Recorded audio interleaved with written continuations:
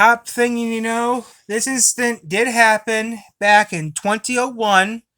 This video was pre-recorded a few weeks, a week, I should say, about a week or two before this incident happened, and it was scheduled to get released of this date of the 20th anniversary of this thing that has happened.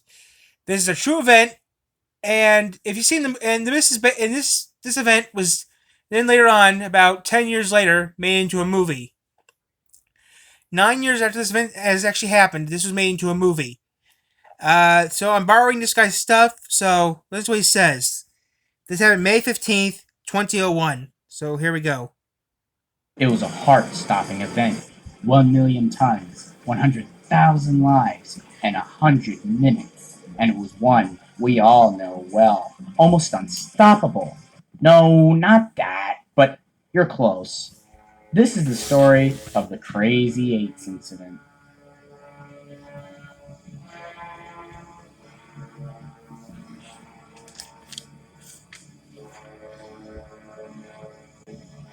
On May 15th, 2001, a CSX engineer and conductor were going to switch a string of freight cars from track K12 to track D10 for departure on another train at Stanley Yard in Walbridge, Ohio.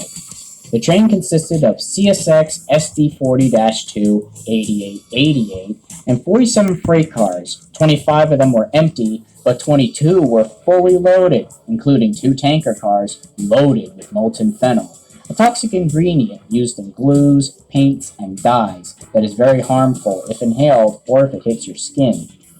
The air brakes, however, weren't connected, as this was just a short switching maneuver within the yard, which makes sense. It's not illegal.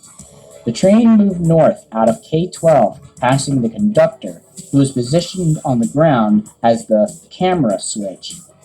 The conductor advised the engineer by radio of the number of the cars that had passed him, and the engineer acknowledged.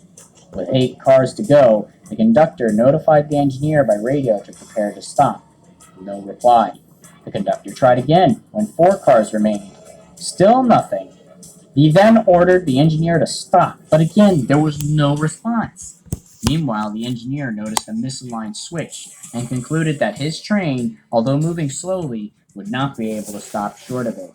He decided he was going to climb down from the train, correctly align the switch, and reboard the locomotive. Sounds silly, right? That's because it is. Before leaving the cab, the engineer applied